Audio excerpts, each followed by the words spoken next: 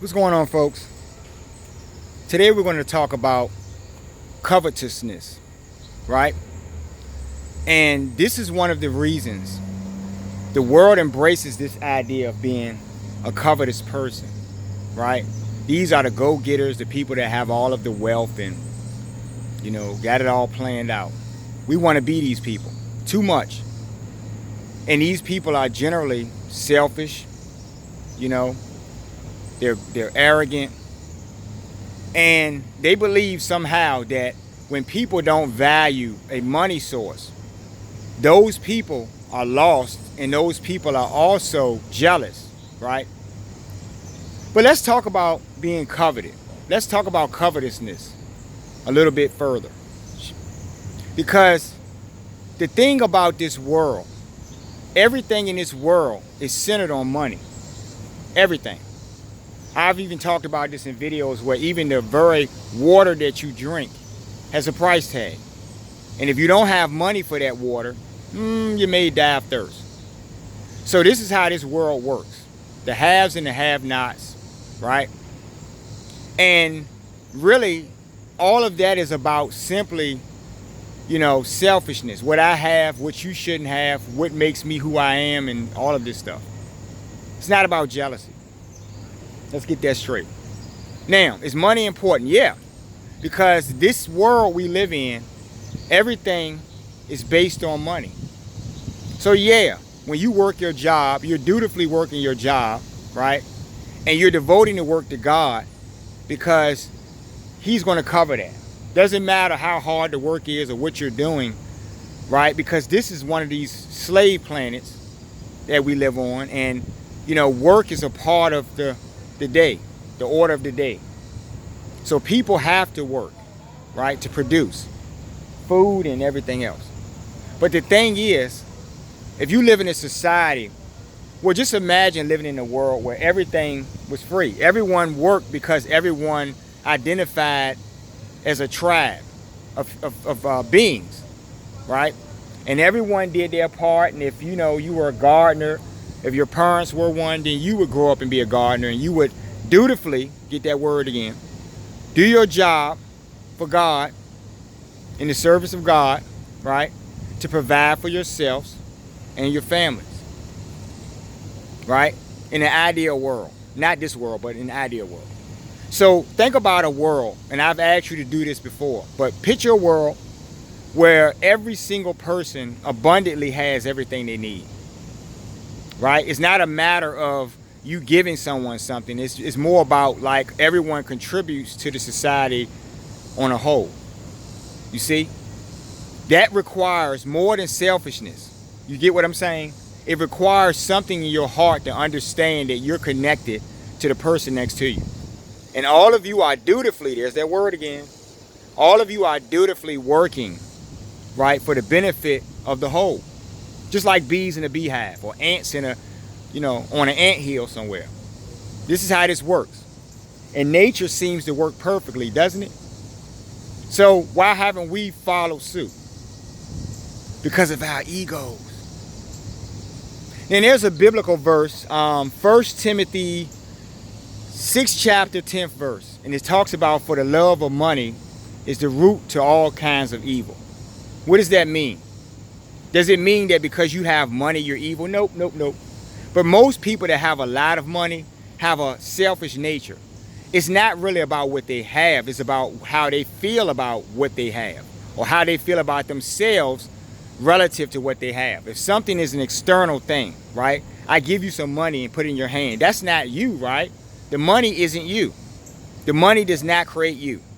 And the point of talking about what you can do with money when you go is making a point that money has no value at all, other than just serving the purpose of the day, getting some merchandise or something. That's all money serves as. It doesn't define your soul. It doesn't define you as a person, right?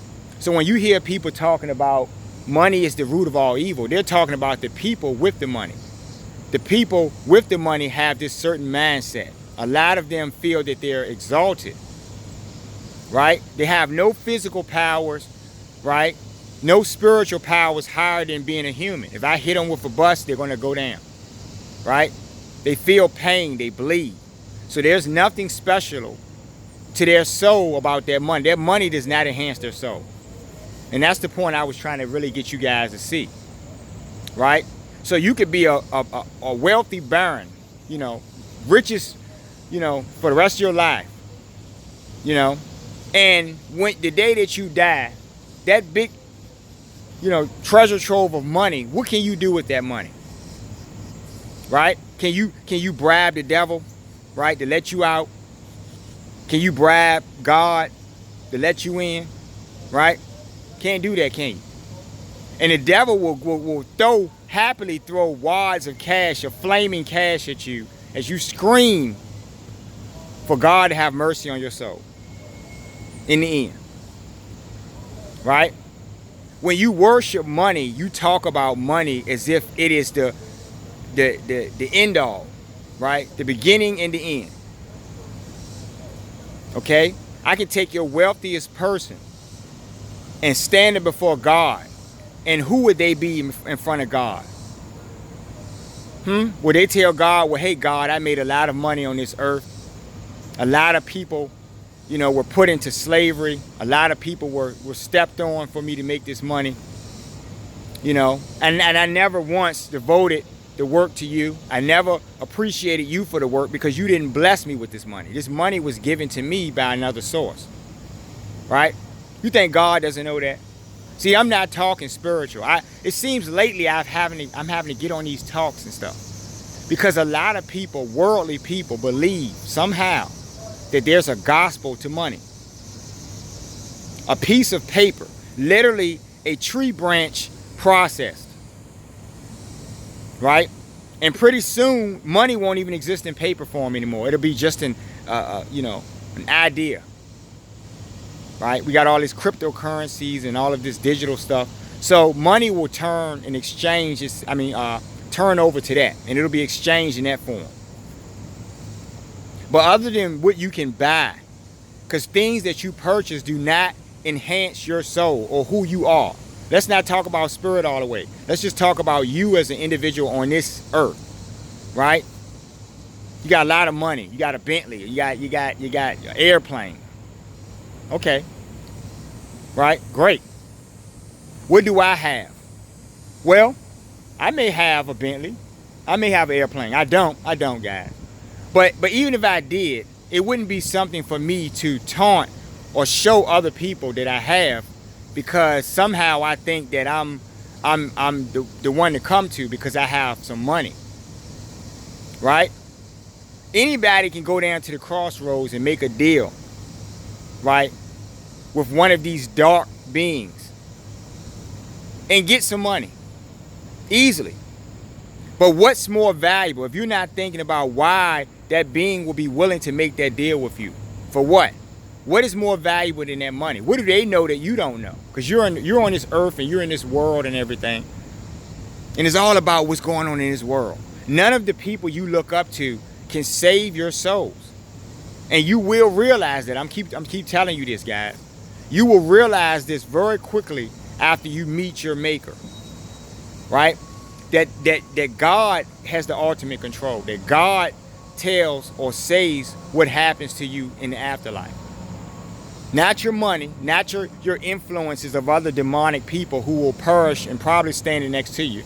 Because if y'all go somewhere and y'all go at the same time, then you'll all be together, right? Demoniacs. You know? There is no science, you know, to money. Money is something. Right now it's like a social construct. And it's used to, like I said, other than to do what it actually is for, purchasing something, people use it for certain things to enhance who they think they are. And a lot of people gravitate to these people. The other lost people who want to be someone and feel like they're in a circle, they gravitate to people with a lot of money. It's not about having a lot of money. But we tend to find that people with lots of money, they hang out in certain places, they act a certain way. And we see these people every day, right? When that person leaves that rich, stuck-up, pompous asshole, they're saying that's a a pompous asshole. That's what they're saying. Because that person's character is compromised based on the material things that they have, right? But if you look really, really, really, really deep inside of them, you'll find that they're probably lost. They're probably miserable. So no one's saying that, you know, you don't need money. Of course we need money, right? A lot of us need lots of it to do a lot of things and take care of bills and stuff. But let me tell you about putting your faith in money. When I have a sick loved one, because I know who God is and I know he is actually real, I don't really care what you guys think. You demoniacs will get yours. You don't even realize this. God is more powerful than the devil. I know you guys, I don't know what you're thinking. You're thinking somehow you guys join forces with the devil and somehow your puny human asses with low ego and low personalities and low emotional characteristics and all of the things that fuck you up and fuck this planet up.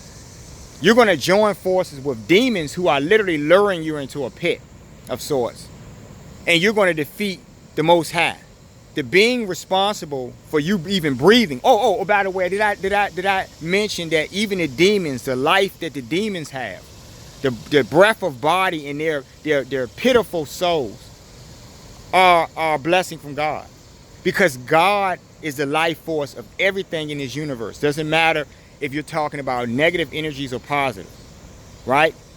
Fact, right? So when you go to meet your maker and you tell him you made a lot of money, I love to see what your maker is going to say to you, right? Because your maker does not appreciate covetousness at all on any level, right? There's another person, or not a person, but another being that will tell you, that, this money is worth everything. You can live for this money. Give your life for this money, right? For a nice car, something that has to take gas, right? Trivial things. So in reality, the best of us, right? The brightest of us are not super wealthy, right? The brightest of us can identify with other people on this earth and realize that we're all human, right? And that we all have the ability to contribute, and we should. And that's what a perfect world would look like. See, everything that's wrong with this world comes down to a person, folks. Right? Or a group or something. Somebody feels that they're in a certain group and they're going to keep you marginalized or put you somewhere. So they're going to set up things in the world to keep you from being who you want to be or whatever. Because they decide and dictate what happens to your life. Okay? And that would on some level be them trying to imitate the Most High. The Most High knows everyone's life and knows their span. Right?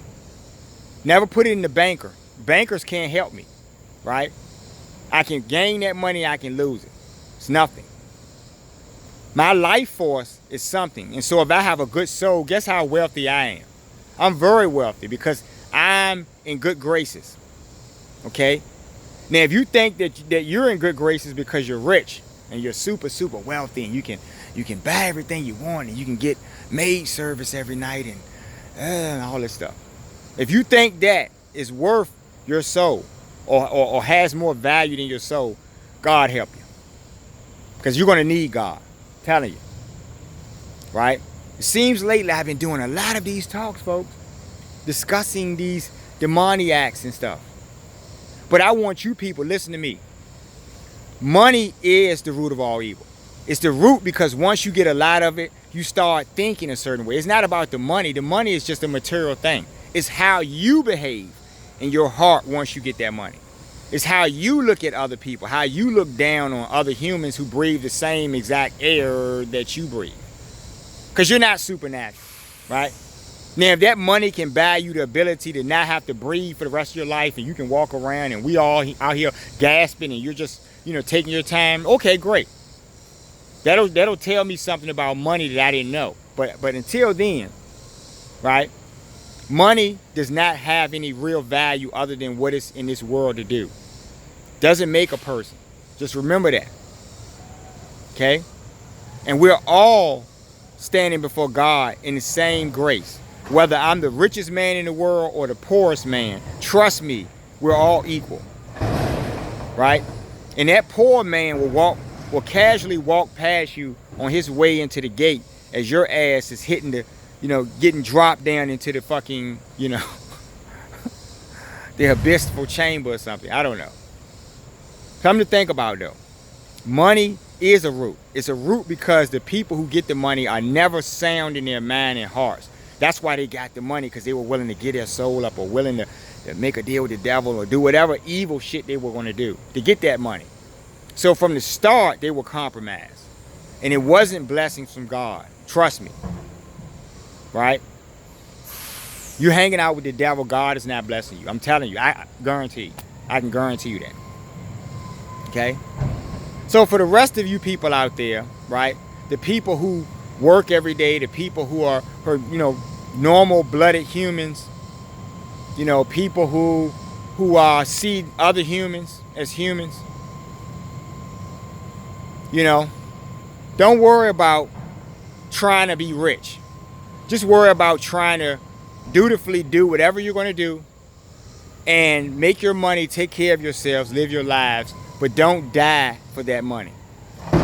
Right? Don't let some fool tell you. Don't let some demon lead you over a cliff telling you that because they're rich or something, or they've successfully stepped on many people's heads over their lifetime, that they know everything.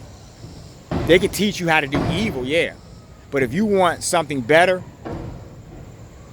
just think. Look before you leap.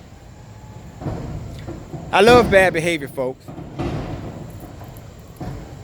But not as much as I love money. See how silly that sounds? Both of those things sound silly and very oxymoronic, right? How can you love something which is merely an extension? How can you love something that's not inside of yourself, right? It's merely material, and it doesn't enhance you. Pick up my book, I Love Bad Behavior. Talks about these nut jobs, wackos and stuff. Pick it up on Amazon. You can pick it up on my website, thinkbehavior.info.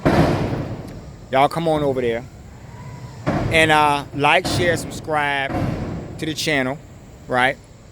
And you guys have a great day. Don't work too hard. Y'all take care.